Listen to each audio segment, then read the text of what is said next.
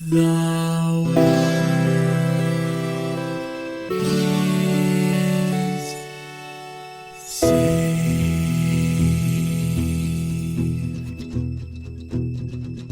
The living room's dark, save for light being cast from the big TV screen and the imminent sunrise that's teasing the one starry sky with whispers of morning. You sit there alone. Hey, George. Hey, Lions, how's it going? Man, it's going pretty good. We had some gorgeous weather here. I got to spend some time outside. I'm in the Mountain West. As you know, the weather here in the spring is normally bananas. And anyone who lives here who didn't believe in global warming before, I sure hope they do now, because this is what it's going to be like forever. Sucks. Yep. Yeah. And as Futurama says, the only way to do it, to fix it, is by putting a giant ice cube in the ocean, like Daddy puts in his drink in the morning. And then he gets mad. Actually, so on that point, I work from home on Fridays, so I take the kids to school on Fridays to give Megan a break, and I get to walk the kids to school, and, it's a quick walk, quick break. It has rained specifically on Friday for the last 6 consecutive Fridays. And I don't know if you know how long consecutive is, but it's one right after the next. So Imagine one. Yeah. Now another one. Yeah, and then just one and another. So with the weather being bananas, it's also been a little bananas here, but man, just the consistency of it being garbage on Fridays, it's been unpleasant. So yes, good weather.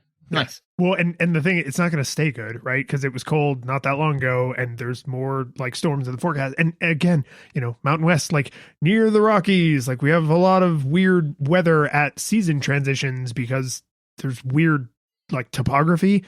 But I've been out here long enough now that I've noticed that the last couple of years, even the people who were born and raised in this part of the country are this seems unusual. And because the first few years I was in this part of the country, I was oh man, these weather patterns, and they're no, this is just how it is.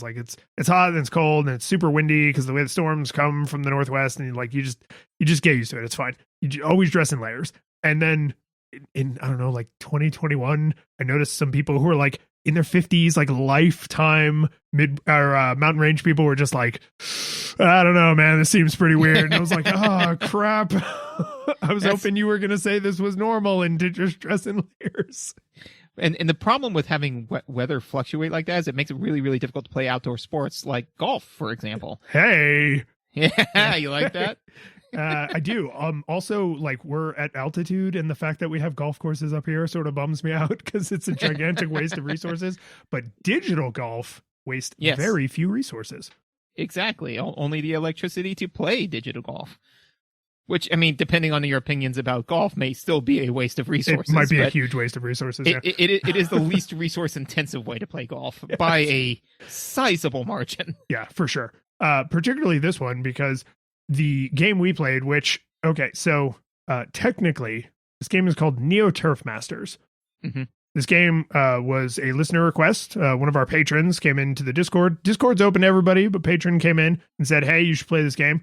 And you might have a hard time finding it because they apparently got sued or threatened to sue them for using the word masters as in the masters. Uh-huh. And so re-releases masters of the universe, right? Yes. So He-Man and Skeletor. I'm imagining Skeletor in a business suit now, and it's kind of awesome. Showing up for his day in court. Yeah, so the Masters of the Universe said you can't use that word. Apparently that entire word is owned by the PGA Tour. So if you buy a re-release of this game, it goes by Big Tournament Golf, which I think is honestly when you know that little bit of background, which I didn't look up, somebody brought that information to me. But when you know that little bit of background, it's kind of hilarious because it's if you asked someone who loves golf, hey, what is the PGA Tour? They would say it's the big tournament. That's exactly what they would call it.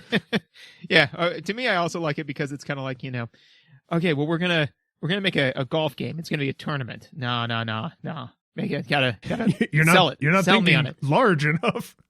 Big tournament golf? Ship it. Nailed it. Promote that, man. Yeah. So we played Neo Turf Masters, Big Tournament Golf.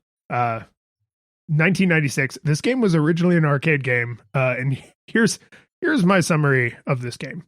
It's a golf game you play in a bar on an arcade machine, but no, it's not that one. It's not the one with the roly white ball. That's a different one. This is the other one. Hey, Devo, play a song for us. Play Whip It. No, play the other one. Yeah.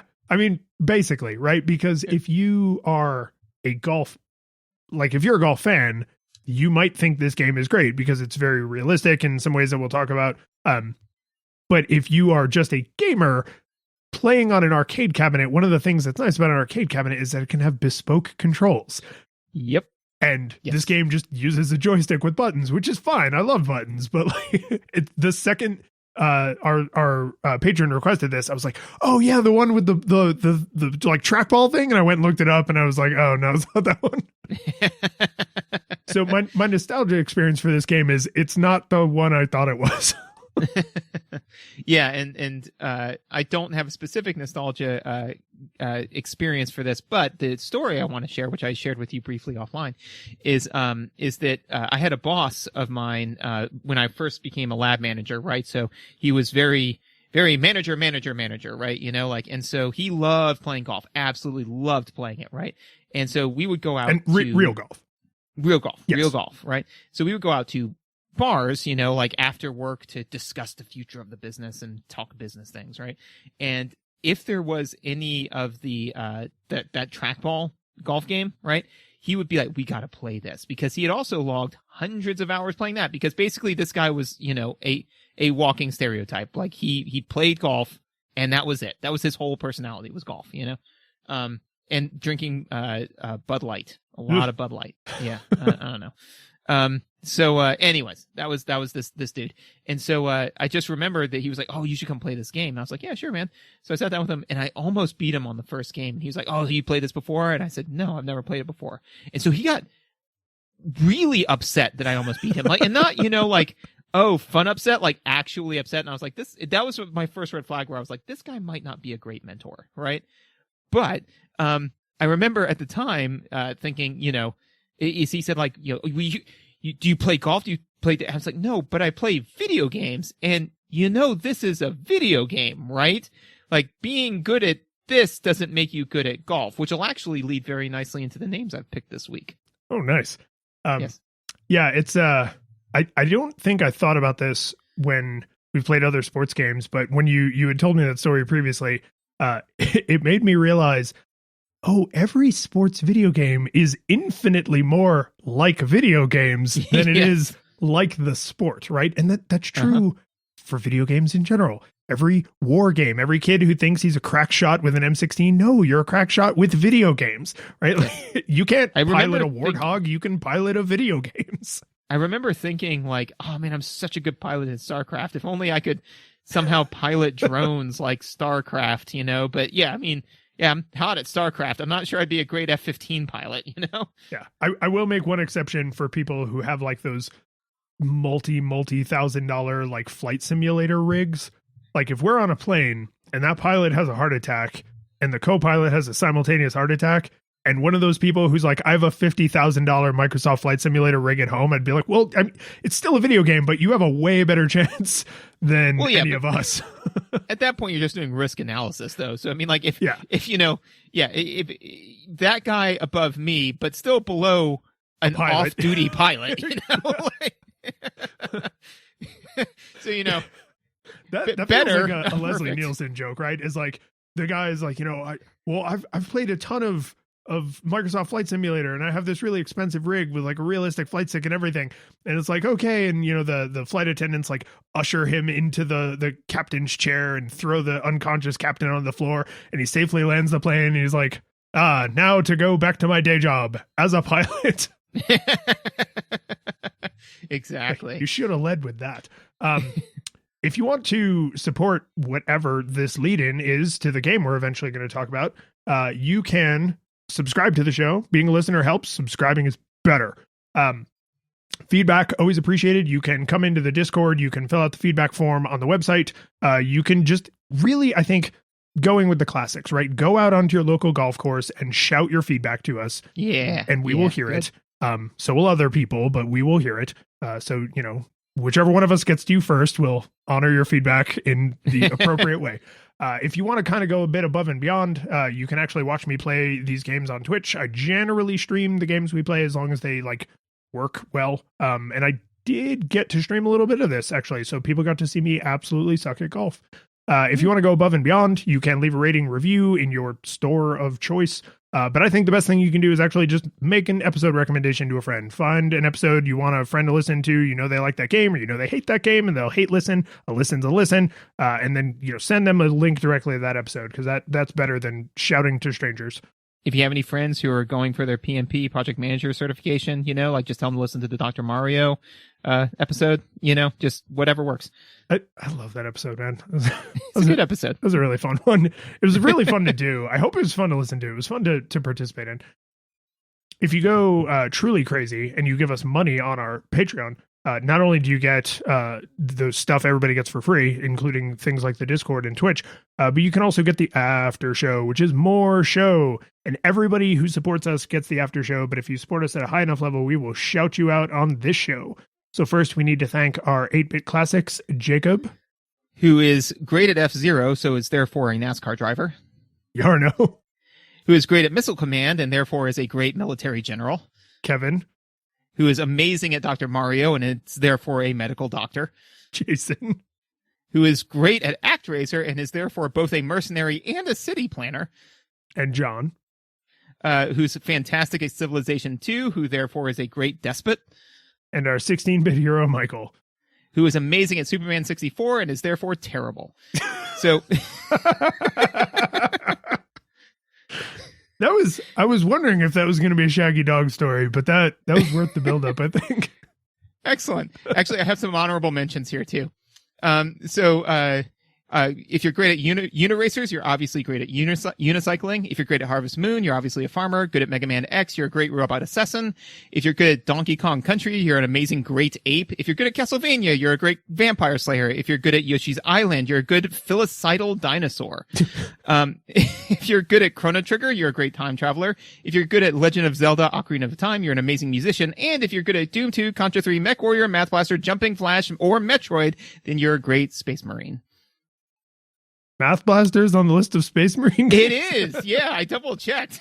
Yeah, no, okay. I'll take it. I went back through our catalog and started categorizing these, and then I saw Math Blaster and I was like, I really wonder what the plot is to this. And yeah, you were captured by a bad guy, and then you're using math to like stop his evil plan, but in space. And I'm like, yeah, it's Space Marine. Space Marine, yeah. Yeah. You can't argue with it. It's canon. Yeah. like the cannon you carry as Math Blaster, which makes you a Space Marine. It all comes back. And also, so for Yoshi, yeah, and for Yoshi's Island, I like filicidal dinosaur because you are throwing your eggs, right? And filicide is the act of killing one's child or children. Dark. Also, wouldn't they have to be like fertilized? If they're unfertilized eggs, would it still be filicide? I mean, well, that gets real philosophical real fast, doesn't it? Yeah. I just either alienated or engendered ourselves to a bunch of very conservative listeners if we still somehow have any. But yes, them's the names. All right. Now we can talk about Neo Turf Masters and the way it looks and sounds. Man, I just straight up love the way this game looks. It does. No, it's gorgeous. Game's beautiful pixel art. The one place where I think they actually did themselves a disservice in terms of how it aged is the swing animation for the actual golfers, which to be fair, you do see a lot, right? But like it's, they obviously took real video and like rasterized it or whatever that process is called, like digitize it, because it's unnaturally smooth, and the way it's artifacted, it gives it like a Mortal Kombat look. And the reason I think that is a shame in terms of how it aged is because in between each hole and on like the player select screen, SNK made this game.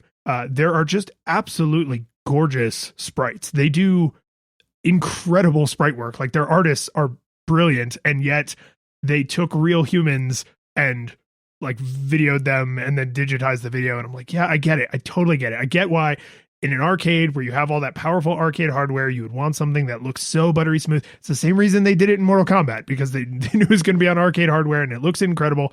But now, 25 years later, 27 years later, it's just like, but I mean, pixel art's right there. You already did some of it.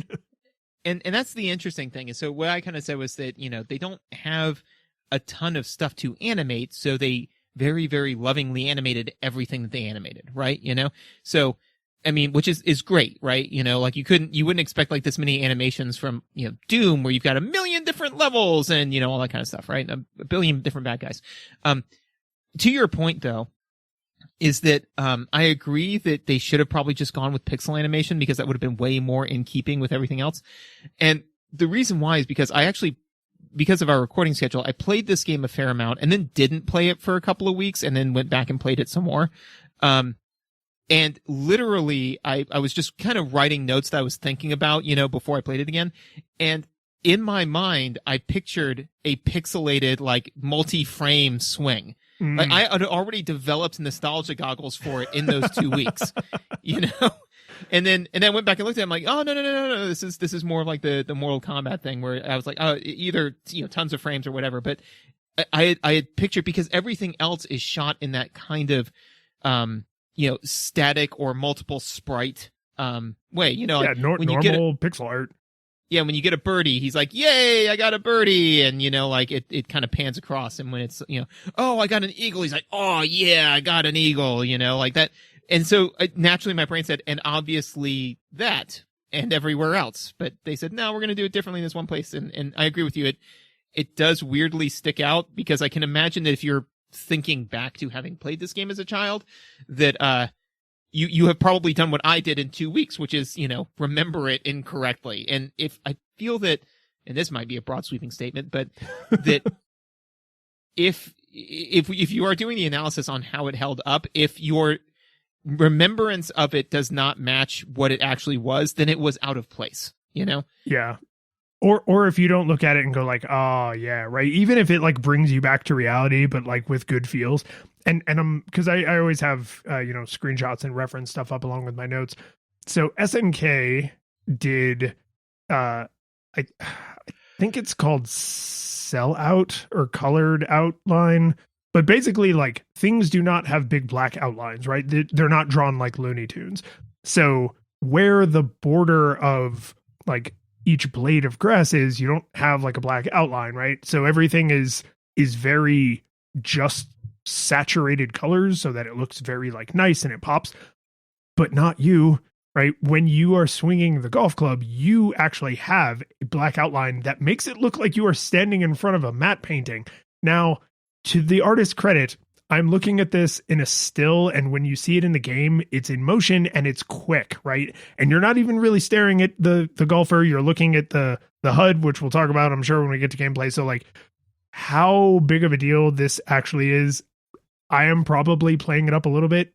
But then when you finish the hole, if you get an eagle and you're like, yeah, and you're like trying to be humble, but you're super satisfied, or if you did terrible and you like break the club over your knees, like that much higher quality, it's static, right? It's not an animation, but that much higher quality drawing doesn't have a black outline. So it's like, are you the same guy from a minute ago? Because that guy has a black outline. Like over there, you have black outline on, but over here you don't. So I know this is very, my opinion, like this art is beautiful, and the fact that it is so smooth and so high res for the time was absolutely staggering. But my opinion is like, no, you already drew cool cartoon characters. Just use the cool cartoon characters you drew. Yeah, again, it's not in keeping with the rest of the game, and I feel like that, to your point, this was something that was probably fairly new at the time. And they said, hey, look at this new hotness that we can do to get this buttery smooth animation. And it's like, yeah, but you were so busy, you were so preoccupied with whether or not you could, you didn't stop to think if you should, and again, like I don't begrudge them that decision. I very well may have made the same one. I'm like, hey, look at this new hotness. This does the thing that I want it to do. And it's like, yes, but if you can't do it everywhere, then you're just doing it in this one place. Then it will kind of stand out oddly, as opposed to in Mortal Kombat where it was everyone.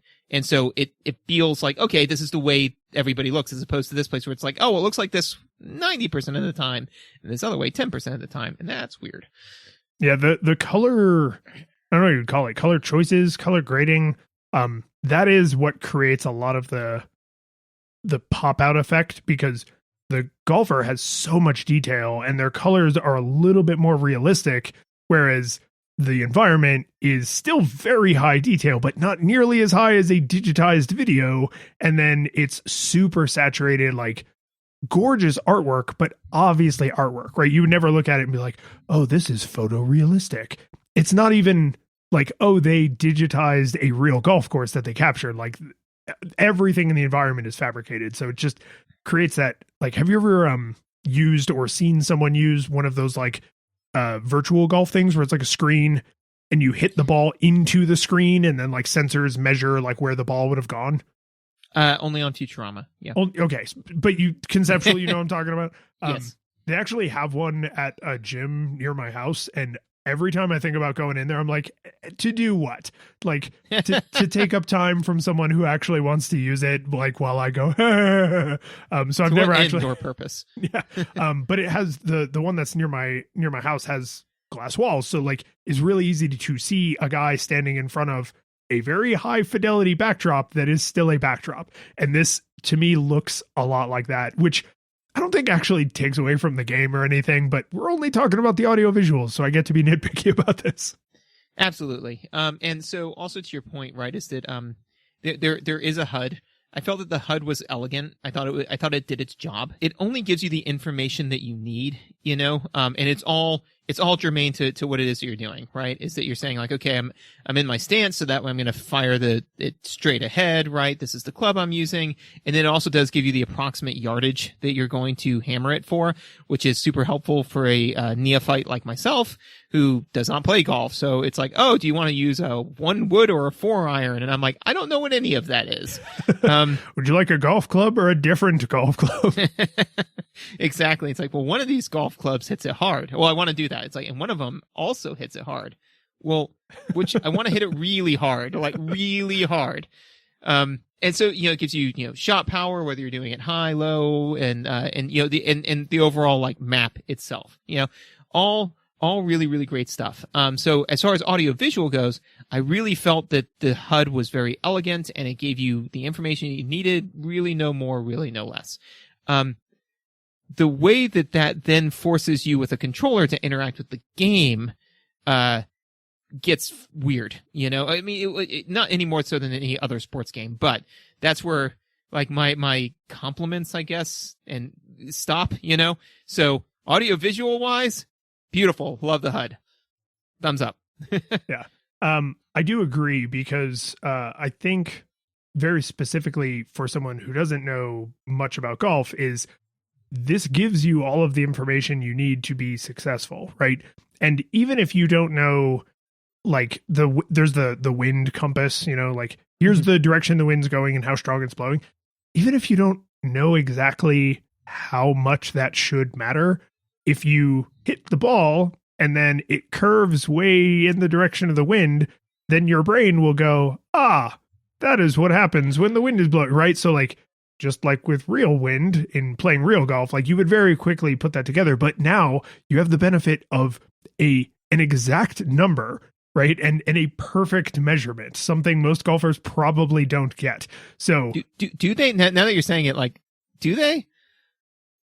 Like, it wouldn't be surprised me if somebody had like an anemometer, you know, and like, right, but real wind does not blow at exactly one speed constantly. So like as you are winding up, it does when I ask it to. Okay, well, yes. So it's not the measuring that's the problem so much as the magical consistency, but there's magical consistency that goes along with the measurement. But you can vary. I mean, on literally your first swing, I think you would be able to figure out like, okay, if I change my stance, this is what happens. If I change my club, you know, I can see the yardage go up or down. In fact, the term for curving the ball away from you is a slice, and the term for curving the ball toward you is a hook. And when you change your stance, that's what changing whether it's a slice or a hook, but there's a giant arrow on screen. So even if you're like, what the hell is a slice? There's a big arrow with a curve in it. And the more you change your stance, the more sharp the angle in the arrow gets. So like you could come to this, I think, with as long as you had like a rudimentary understanding of the world, you would be able to pretty quickly map it onto golf. But there are some leaps you have to make, right? Like it never tells you what par is. You don't know that like if you, cause I screwed around a little bit. Like if you screw around long enough, they're like, you're done. You're out. You're a professional golfer. You hit it like 8 times. You're done. You're done with this hole. Right. So like there's stuff like that. You have to like get just through exposure. I think it does tell you what par is though. No, I mean like what that means. Oh, okay. Right. Oh, like it says like, oh, it's par. a par. Like, yeah, the HUD says like, oh, it's a par 4, it's par 5, it's par 3, but it's like, what is that? Yeah, gotcha. That's interesting. Par is such like a common colloquialism in English that, you know, it's just like, oh yeah, it's, you know, how are you doing? They're on par, you know? Oh no, totally. But that's the thing is then if you had only ever used it as like a euphemism and then someone was like, where'd that come from? You're like, I don't know. Like I can define the euphemism, which I assume is related to the source material.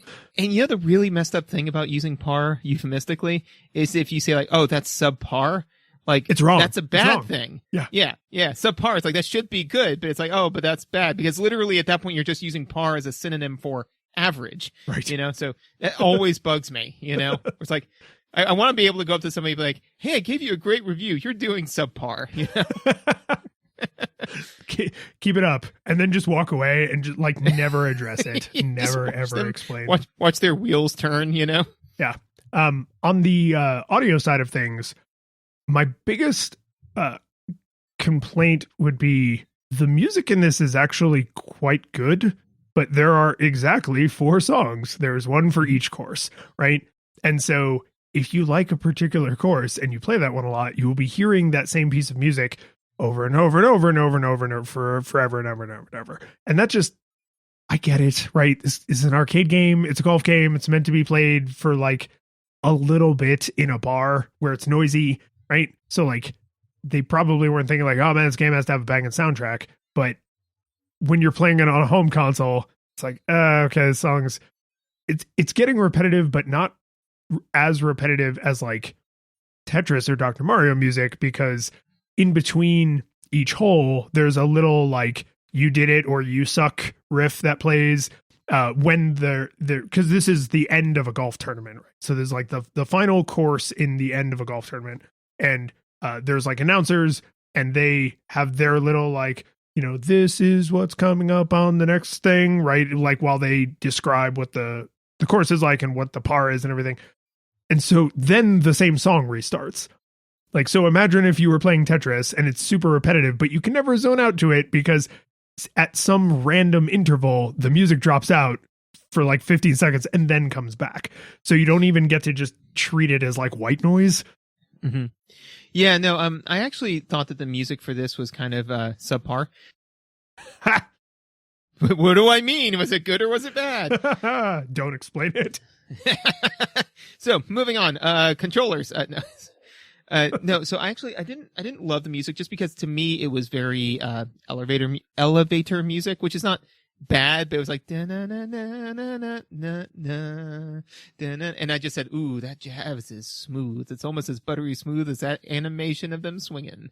But anyways, it's fine. But I think the reason why I didn't care for it is because it got really annoying. And again, I know that this is just a port from an arcade cabinet, but as we have said many times in many different ports to an arcade cabinet, which is that like, there's a way to do this, you know, and just like with all things in life, it's thoughtfully, you know, so like, again, what they basically did was they said, hey, we've got this arcade cabinet. Let's throw it on a system and let's move on with life, right?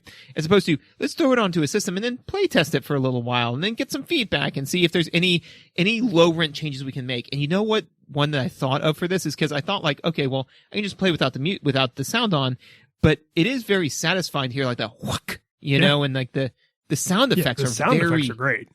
Yeah, are awesome. And I don't want to lose that. So I'd really love it if like with most mobile app games, there was a music off button and sound off button, because I could just say like, okay, I just don't want to listen to the music, but I do want to, listen to the wind blowing into the, nice job and all the other sound effects. I want to hear all of that. I just don't need to hear that smooth jazz for one more second. Yeah.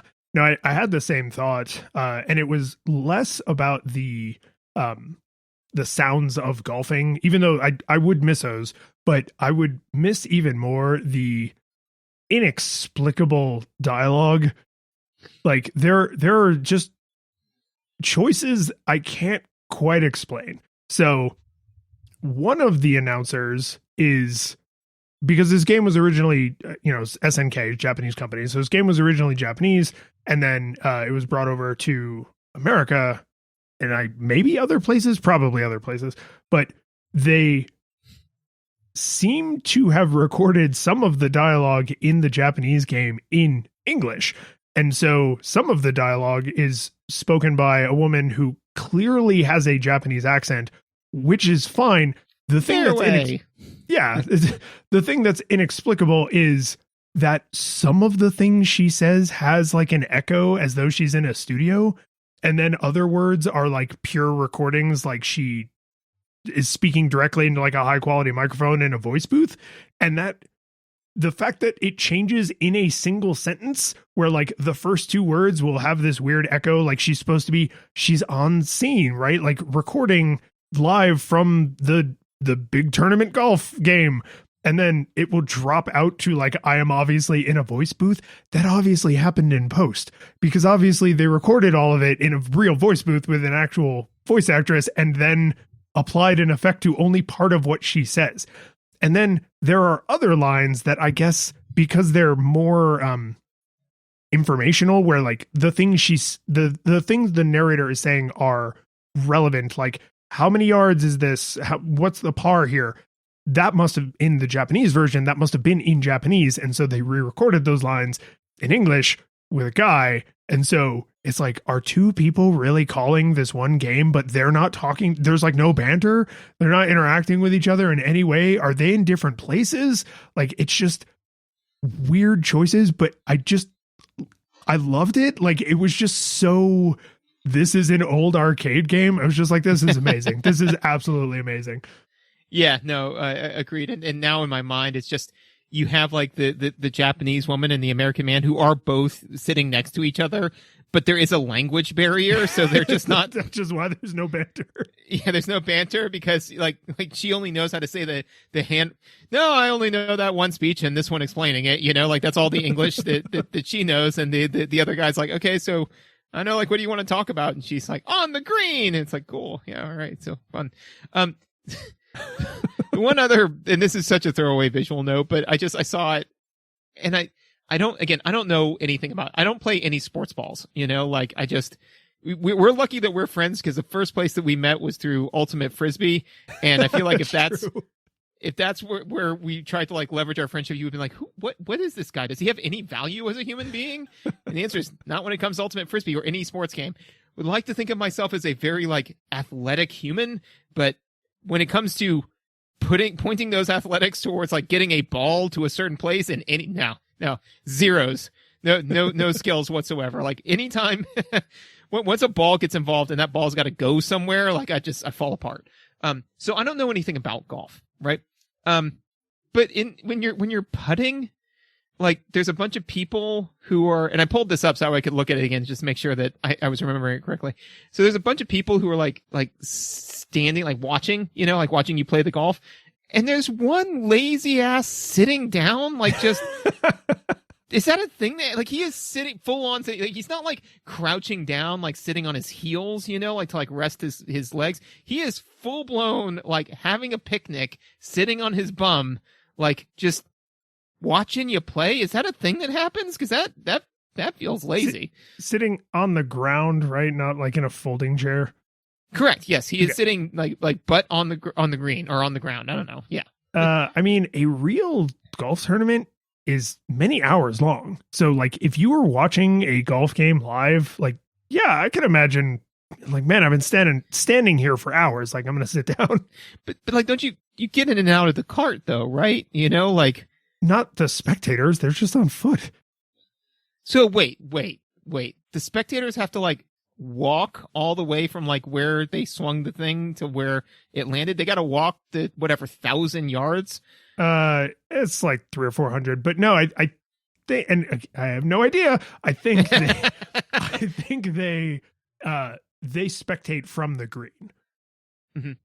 So like they go from like so green to green. So they are still going the whole length of the course, but I don't, do you watch? So I assume them that everybody off? didn't I like. actually don't know. I don't know. Yeah, I don't know. Like somebody at us because I assumed that like everybody watched the person hit the ball and then everybody got into their nice little white mini cars and then drove around, right? I and don't think spectators get transportation.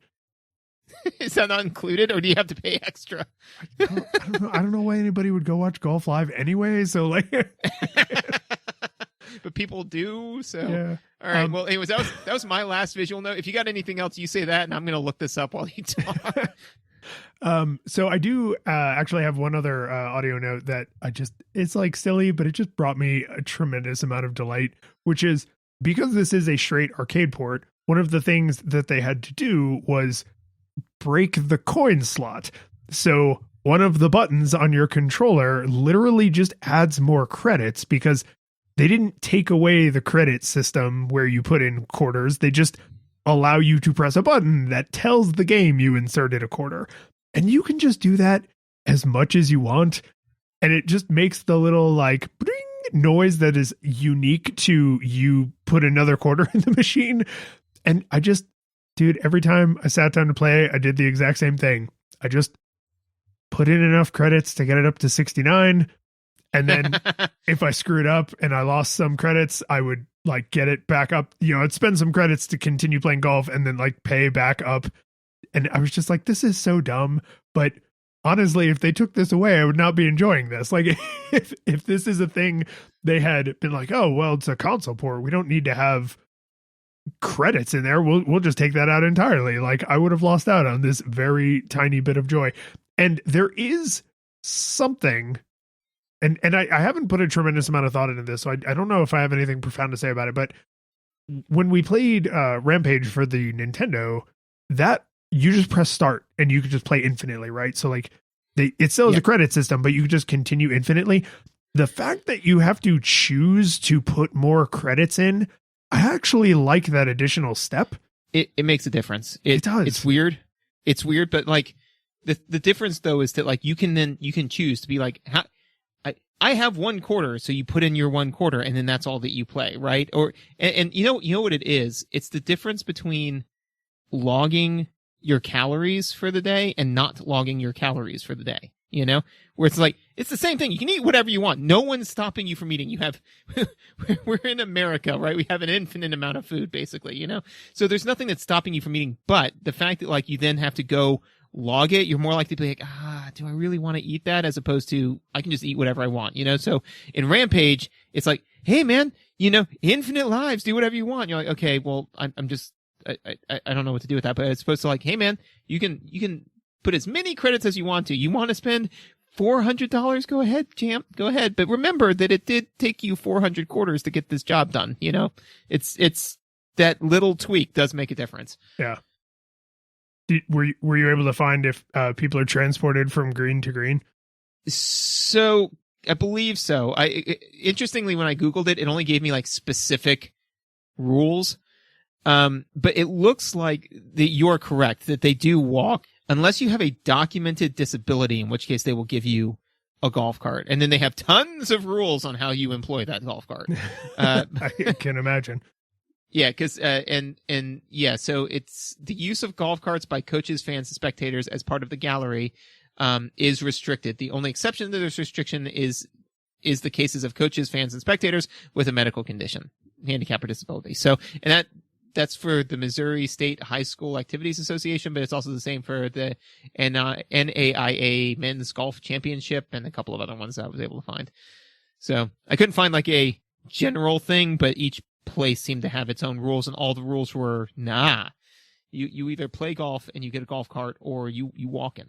I don't hate that. Like if you're going to go somewhere and watch someone else do an activity, maybe get up Maybe walk a few Yep. feet. Like I don't hate that, right? For people Oh, who yeah. can't, like, obviously, yes, okay, they don't, they get an exception, but like for everybody else, like you're just watching somebody else do a thing. Like, get up, walk. Everything you just said is why I hate football parties, man. We're all gonna get together and watch other people do things. And because we're watching other people doing things, I'm going to consume 3,000 calories, so I have the energy to watch other people do things. It's exhausting. It's the worst. It's exhausting being this vigilant. I might have to go home early. All right, we're ready to talk about gameplay. Yeah, let's do it. So I have interesting feelings about this gameplay, and you like golf games. I do. When this request came in from this listener, I was like, oh, thank God! Now I don't have to take the bullet for this. Like, because I do weirdly enjoy golf games. Like a lot. I've played a ton of different silly ones, super realistic ones, Wii Sports. Like, something about it, man. I like golf games. Hey, man, and good for you. So I don't dislike them, but again, I don't sports ball in any capacity, right? So, the fantasy aesthetic is not there for me, and I've got notes on that. But here's the thing that I kind of want to discuss with you. The minute that you mentioned it earlier, which is that most sports games are more video game than sports, So like, you have to not like golf, you have to like golf games, because using I hate real golf. Like, just to be clear, like I only like golf video games. I do not like. I've played real golf like on like driving ranges. I've zero interest. Could not care less. Yeah, interestingly, like I played golf once when I was like 10 or something, and I haven't played since. And I had almost had an opportunity recently. I had a conflict, and the person said, I was like, that golf I might like, because he said. He said, you want to come play golf? I'm like, I have no idea what I'm doing. He goes, none of us do. We just go out, we play a serious round. We play like 2 or 3 holes fairly seriously, and then we basically just play croquet or whatever it is for you. He's like, we all get out, we have a few drinks during the day, we get silly towards the end. I'm like, I might like that kind of golf. That doesn't sound like what I'd like to believe golf is, but I like that. All of that sounds like stuff I like. Yeah. This also reminds me of growing up with male figures in my life saying any sport where you can eat and drink while playing the sport is not a sport. Yeah, no, it's not. It's an activity. But just like bowling. Oh no, all of our bowling people unsubscribed. But using a controller is the death of these games, right? And as far as them like really being like an outlet for that fantasy or for that activity, right? The minute that you do that, you're not playing golf or playing bowling or playing football or playing anything. You're playing a video game that is like themed for this, like that has this coat of paint on it. And so then that kind of made me start to think about like, okay, well, so then what are the mechanics under the hood, right? So like we've kind of established that once you say like, okay, look, it's not a sports car, it's just a thing that has a sports car chassis put on it, like a sports car, like a race car bed. Yeah, right. So then at that point it's like, okay, then what's actually under the hood though, which is something I'd like to discuss. But I want to get your feedback on like, once you put a controller, like a PS4 controller behind this, the game's any sports game is lost, as far as being a true outlet for that fantasy. Yeah. And I do think that's an interesting way to put it, because I have and would spend more time playing a golf video game with a regular controller than I have spent and would spend playing Wii Golf, because Wii Golf very quickly becomes how frustrating is the Wii sensor, the game, right? Because now you are asking me to do something that is pretty analogous to the actual activity, right? Because the trackball thing is like in no way analogous to the actual activity, but swinging the Wiimote kind of is. Like, it's a hell of a lot closer than, pressing a button when the gauge is at the right spot. Ostensibly with the Wii remote, if you weighted it properly, you could make it almost 1-to-1, right? Like if you plug the Wiimote like into a weighted golf club, like then you're doing it, you're golfing. Yeah. And I because I have worked in sales, and salespeople do apparently all have to play golf, like by law, it seems. I do actually know a little, like some weird little things about golf, and one of them is like the way you turn your body when you like drive a ball is that your body turns and your legs don't. And so it's really hard on your knees. It's really bad, right? And so like when you're playing Wii golf, if you know that, you are trying to like, oh, I'm going to position my body right. And it's like, okay, so now it's just as bad for your knees as playing real golf, right? So anyway, I say all that to say like one of the things I noticed playing this that I think is part of the attraction to a golf sports game in particular is I like fast twitch games, fighting games, shooters, high action roguelikes, like, but they're very intense and you have to do a lot of buttons, like a lot until you die or you lose the round or you win or whatever. In a golf game, you have like your accuracy or your power meter and then your accuracy meter. So it's like literally two button presses that require like a fast thumb. And then you get to like see that play out. So it's like this tiny little like toe dip into like, I am good with a video game controller because I can get the needle to stop not at 100% like a loser, but at 110% where the power meter actually glows green and it's all cool and you feel like you're awesome at golf, even though you're not in the slightest. Right. So like, that's why the controller to me is actually like, that's what I want. Right. It's not hurting the experience. It's making the experience possible. Right. And that's the thing, right? Is that, and that's totally legit, is that I think though, then it is still then a video game, right? Because the thing is that I could imagine seeing myself putting a bunch of hours into like a sports video game, like golf, if it was helping me be better at golf, right? But, because then at that point I could be like, hey, I didn't super enjoy this, but hey, I got a skill out of it, right? This don't do that. And actually, so I was thinking about it, and I had two video game analogies that I think it's kind of like a little bit of both of them, but it's a little bit like Mario RPG, right? So, and here's why, is because you basically like go into, if you strip away some of the, like leveling mechanics, but you make your loadout. So you basically say, I'm going to pick this club. I'm going to pick this stance. I'm going to pick this golfer. This is my loadout, right? So once you have that, then it's just a matter of, can you press the button at the right time, and then lather, rinse, repeat, right? So you make a plan and then you see if you can press the button correctly, right? And that's kind of the main elements behind it, it's very similar to that feel, Yeah. I feel like Super Mario RPG is asking a little bit more of you, and I don't mean that as a way of complimenting Super Mario RPG so much as a way of like correct. And that is, I think, part of what I like about golf games is you right. Because like, we haven't said yet, but there's what, 6 golfers, and they all have their various stats, and the stats they matter, right? Like if someone has real high, drive, whatever the estimate for how far they can drive is, they can drive way further, right? If someone has really good accuracy or they're really good at putting, like you do actually feel those differences in gameplay, which means you can select a golfer either to magnify the things you're good at or to try and, raise the water level in the things you suck at. And then you have all the information available to you on the HUD. It's like, okay, I need to hit this far. This club can hit that far. The wind is going in this direction and it's really strong. So I'm going to go, because I think there's 3 levels of hook and slice, right? Like how steep that curve is. And so I'm going to like plug in all these variables, but then all I have to do to exit the plan is hit the power where I want it, right? On that, 0 to 110 scale. Which I will have things to say about in a minute.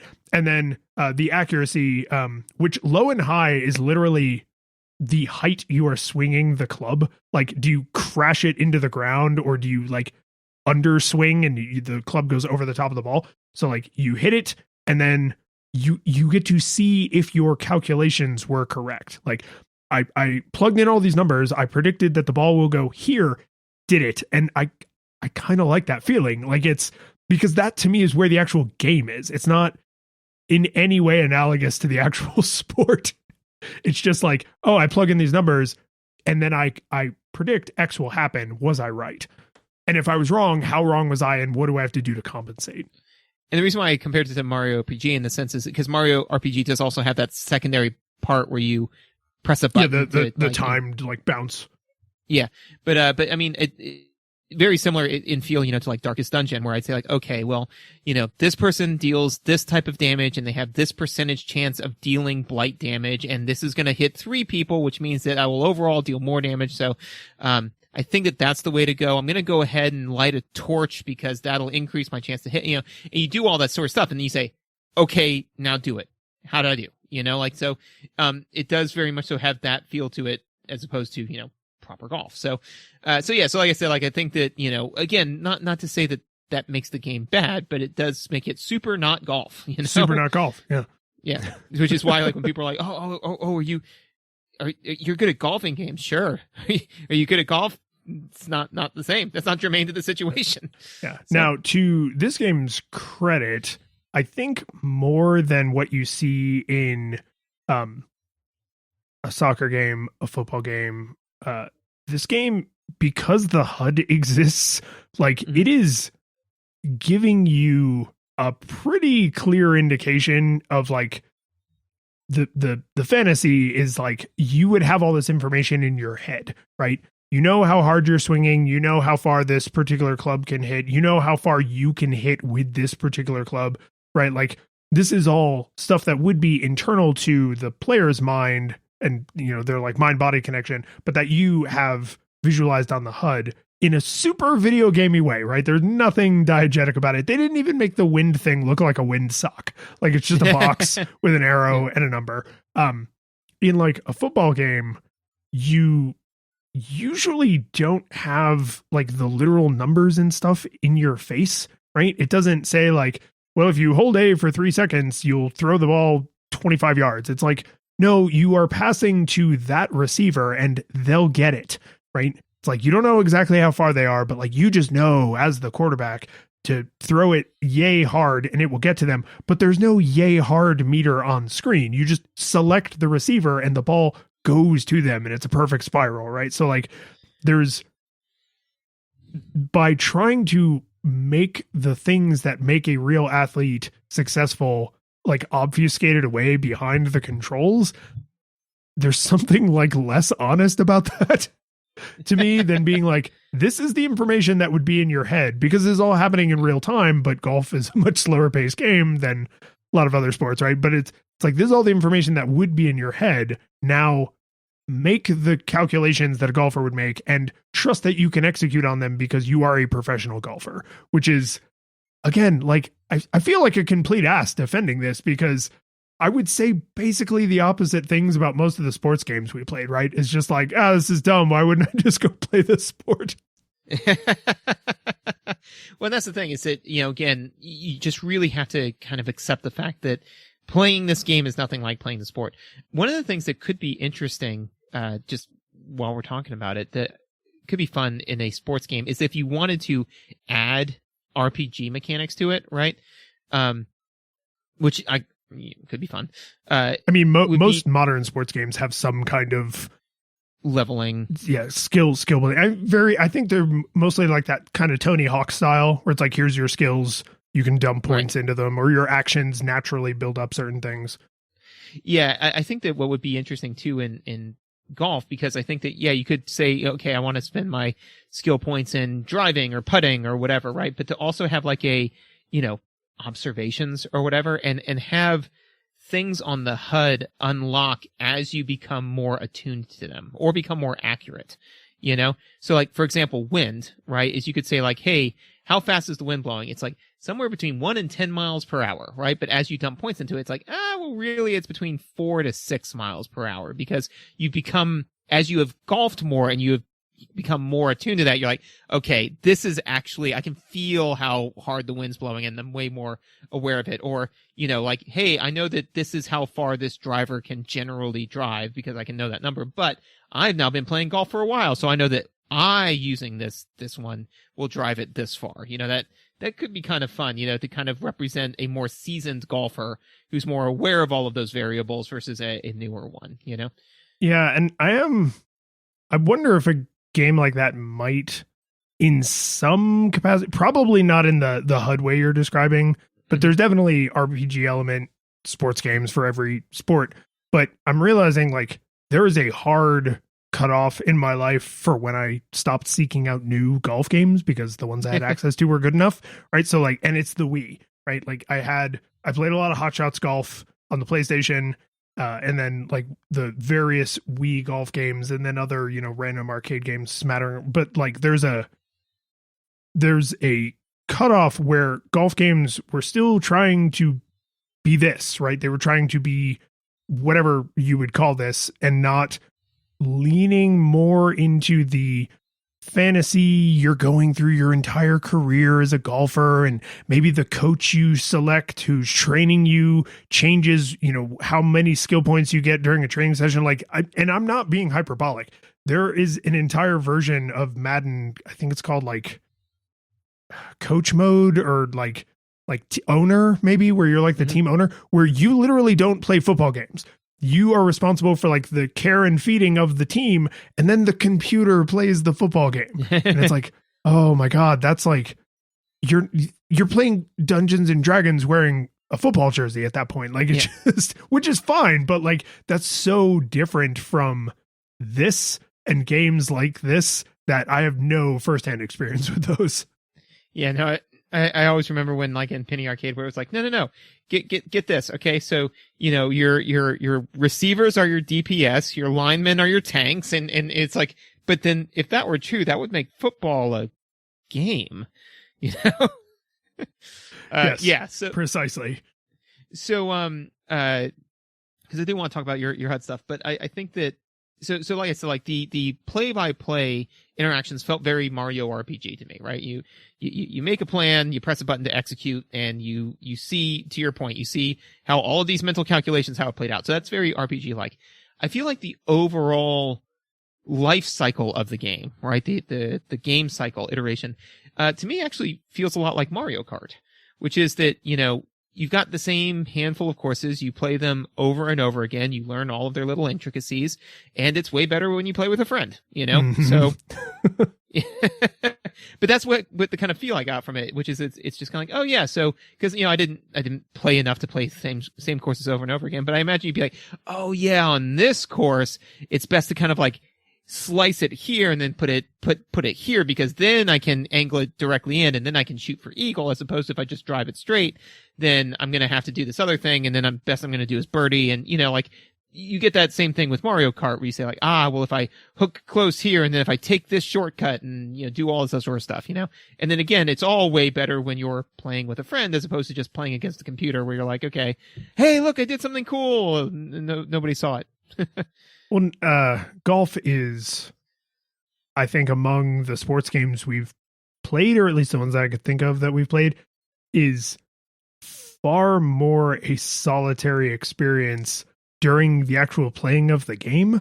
And all of the social stuff would happen as you're walking, from course to course, and you're chatting with the other players, you're chatting with your caddy or whatever. So like 100% of the social element of golf, the activity in real life, is not present in this game. It is just playing the game of golf, which I don't think is unusual, right? Like baseball games, football games, but those games are so much more action oriented that it's like, oh, I'm in the action all the time. And it's like, right. But a lot of golf is walking to continue play golf, and none of that happens here. And so even though the gaming experience of like playing the actual activity would be very singular in real life, just like it is in the Neo Turf Masters, it is nice to play sports games with other people, because sports are typically played with other people, right? It's just, that is one thing that really carries over basically 100%.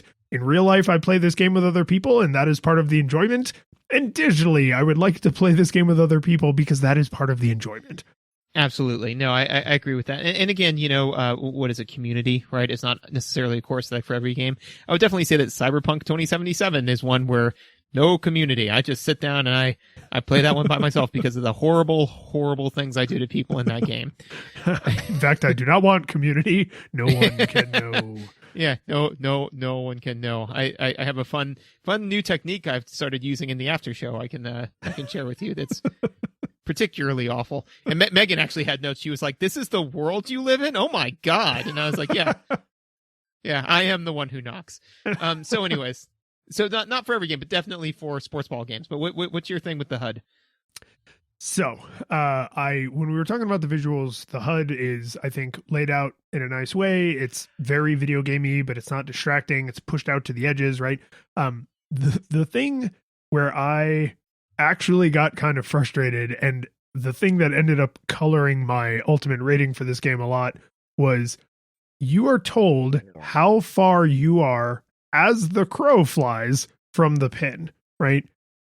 Which is useful, right? Especially if it's like a fairly straight course, which most of them are. They're not like a lot of twisty turny courses, but what you're given for your like your club selection is, this is how far this club can hit.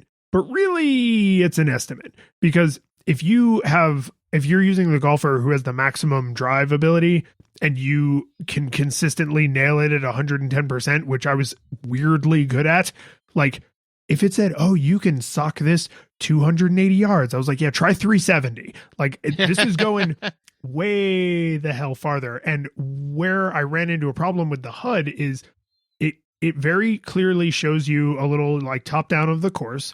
Here's the pin, here is the direction you are currently aiming if you hit in a perfectly straight line. But the length of that line never changes.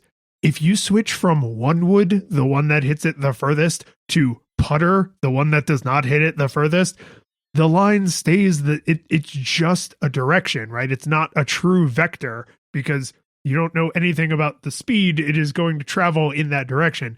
And I cannot think of another golf game that I have spent much time with that would curse you in that way. Because so many times I was like, okay, so the full length of the course is 400 yards. And if I hit it as hard as I can with this club, it says 200 yards, which means I can really do more like 240, but there's a sand trap roughly midway. Am I going to hit it? Am I not? Like, and so I understand that what I just described is literally the game of golf. Yes, like that is a video game. Yeah, but I'm not playing golf. I'm playing a video game. I want my video game golfer to have near perfect knowledge of how far he can hit the ball, and to be able to gauge, oh, that sand trap, because that's a thing you could ask your caddy. You could say, how far away is that sand trap in the middle of the course? And they would say, I think it's about 180 yards. And it's like, well, I can consistently hit 280 yards, so I will sail over that thing. But if they said it's 265 yards, I would say, man, on my best day, I can only do about 280. So I'm actually going to undershoot it a little bit, or I'm going to steer to one side or something. But like, this is the one piece of information I felt like I could not plug into my calculations, and it pissed me off so much. The problem is your caddy's drunk, so like, God damn it, Jeremy. And you also see this same problem magnified tremendously when you are either in heavy rough or sand trap. If you need to hit out of a sand trap, it tells you that with a sand wedge, you can hit a ball 60 yards. And it's like, right, if I was on the fairway, this club would hit the ball 60 yards, but I'm not using a sand wedge on the fairway. I'm using the sand wedge in a sand trap. Sorry, a bunker, right? So I'm using my sand wedge to try and escape the bunker.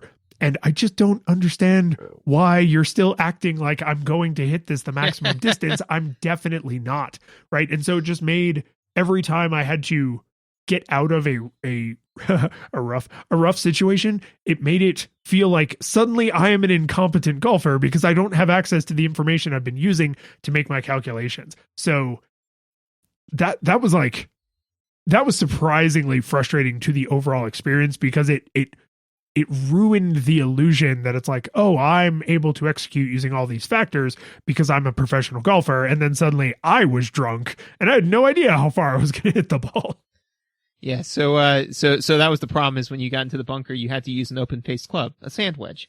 Exactly. An open-faced club sand wedge. Open-faced club sandwich. So, sorry, right when you said that, I was like, oh God, I have to say this. It's going to feel like nails on a chalkboard if I don't. All of this is true. Yeah, no, actually, so I concur with that. And interestingly, I would be more okay with saying, oh, that's part of the game. That's some of the variability. You don't get to be omniscient. You don't get to have all the information. If it wasn't for the fact that the cycle time is very realistic and just as crappy as it is in actual golf. Which is to say that so to your point, right, is if it's like, okay, well, it's saying I can hit it 60 yards, but it's probably not 60 yards because I'm in the bunker. But does that mean it's 30 yards? Does that mean it's 10 yards? Well, I'm just gonna tear into this thing as hard as I can and hope it gets out. Oh no, I now completely overshot, so now I'm back into the rough. Okay, well, I'll hit back over. Oh no, I overshot it again. All right, now I'm like 4 over par, which means that the entire game is now shot, basically. Which is like what, an hour and a half of gameplay to get through the whole thing? Something like that. Oh yeah, I would say, because I played a lot of like pick up little bits and then a few entire courses, and I mean it's over an hour. It ain't short. Yeah. So that's the thing, is that you can have one truly bad hole where you just, again, didn't really understand how the physics worked, didn't really understand how the game worked, and you can't go back and say, okay, let me mulligan that and try it again. You can't do any of that sort of stuff. And, I could understand them saying, well, that's not how real golf works. It's like, I get that, but this is a game and I want to play a video game, So, yeah, I didn't care for that because I was, playing one where I was 2-3 under par, doing pretty good. And then, yeah, I just did not understand how hard I was going to, like, how much skin I was going to take off that ball. And I dunked it into the water, and then I overshot it into a bunker, and then I overshot it into the rough. And like, I got, I don't know, like 5 over par. And I was like, oh, okay. So I went from handily winning to handily losing in one hole.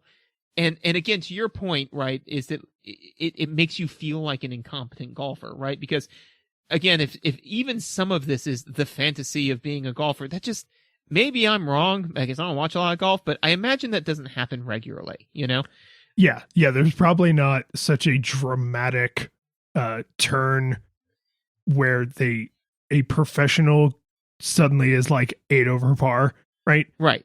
Especially if they were going from like, 1 or 2 under par to just in one course, in one shot, they did like 8 over par. Like that would be the type of thing that would make the news, Yeah, that would be like a career ending, like, oh, he had a mental breakdown and it was a catastrophe. Yeah, like, oh my God, Tiger Woods doesn't, like completely falls apart. Nike pulls sponsorship, like that type of thing. So again, and because it's a video game, it's the opposite, right? Like in actual golf, that would almost never happen. In this game, it's very easy for that to happen, especially when you're newer at it, so. And what it caused me to do was to want to play really conservatively. It's like, oh, well, I won't hit it as far as I can because if it goes into the bunker, getting out of the bunker, I'm an incompetent golfer getting out of the bunker, right? So like, and playing super conservatively makes the game more realistic and less fun. Yep, because you're optimizing the fun out of the game.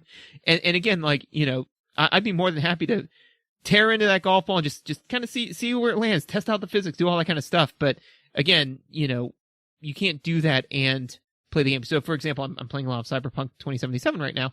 And, there have been tons of times where I tried weird stuff because I was like, I wonder how this plays out. And the answer is honestly 80% of the time poorly, but I was then kicked back like 30 seconds and I was like, okay, well, that didn't work out. One of the questions I had was, man, I'm feeling pretty powerful. Am I strong enough to take off on the police? No, super not.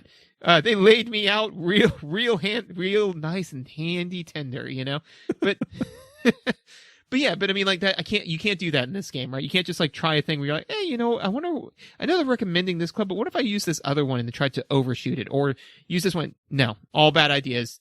Play as conservatively as possible, which is super not nearly as fun as the game could be, Well, and this actually is a direct result of this game's an arcade port, right? So you played, I think, the PS4 version.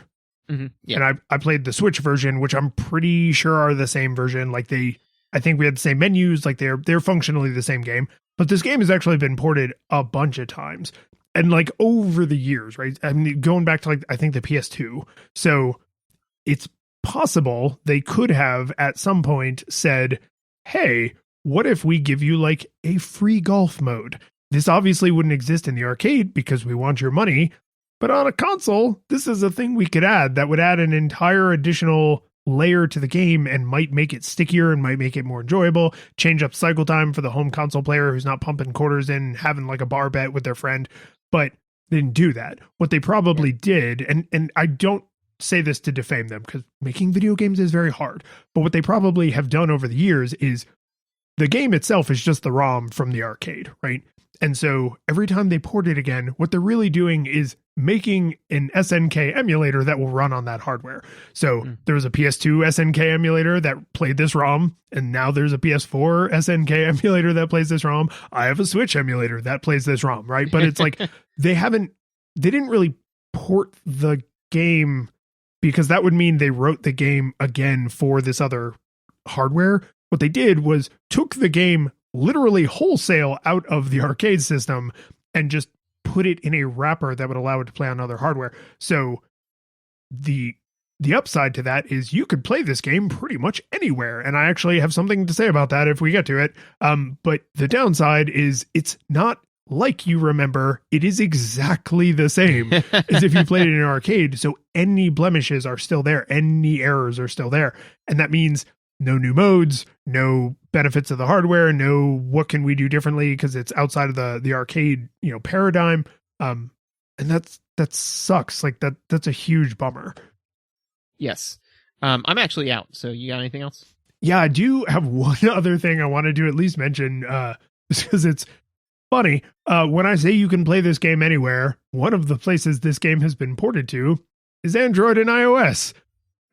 And there you go. This is one of the only game interaction models I can imagine that is close, still not as good, but close on a touchscreen to what it is on physical buttons, because you are doing one button press on time. So you're just hitting the glass instead of depressing a button on a controller or on the arcade cabinet. And it's not as satisfying. Touching glass sucks compared to touching a physical button. But in terms of your ability to be successful as a gamer, it's actually pretty close. And I know that because I did all of my playthrough for this game on the Switch. And then literally this morning, I just had a revelation where I was like, oh my God, this game was ported to Android and these controls probably work great on a mobile phone. And so I played for like half an hour earlier today on my phone because it's fine. Like the joystick is weird because you have to like slide back and forth on the glass. But it's fine. And the part that matters, like getting the timing down, totally doable on touch controls. So like, would I still rather have buttons? Yes, because buttons are better every time better.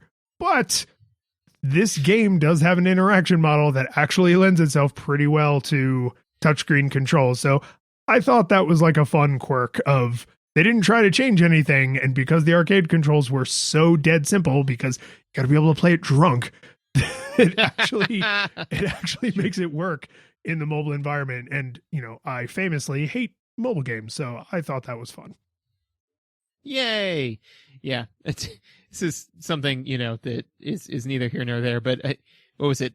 15 years ago now, maybe 20 years, no, 15 years ago when, we were talking about, the Hulk and, and I said, people keep thinking that gamma rays is going to give you powers. No, gamma rays kill you every time, Every time. So whenever somebody in our friends does the, but pressing a button's better every time better. Every time better. So you, what are you thinking, man? Does it hold up? So I'm giving this game a nostalgia monocle. And the reason for that is this game was great in its time for an arcade cabinet, and it is exactly still like that. So it's very snackable. Like they want you to play the entire final round of the tournament, but screw them. You don't have to do what they want. Like you can just dip in and play a hole or two. And if you're playing on a mobile device where you're just like standing in line and you just take out your phone and you're like, Birdie, and you're like, haha, and then they call your number at the DMV, like, great, that's fine. You don't have to play the whole final round, right? The game wants you to, and even in the mobile port on Switch and probably on PS4, you can like save state, like it's built in so that you can go back to it. It even supports multiple save states, which I thought was incredibly generous of them, so that you can have like multiple games going at the same time. Again, that's all of the emulator, not the underlying game being changed. It's just emulator wizardry, but still. Yes, because everyone's going to use the save state to just save their game and not save scum. Well, it's not that kind of a save state. It's like you can save your progress. Oh, okay. Yeah. Okay. Yeah. I don't think like, you can not. Yeah. Like if you have a true emulator save state. Yeah. You could just, it's just like, oh, hey, you really screwed that one up. Mm-hmm. Or did I?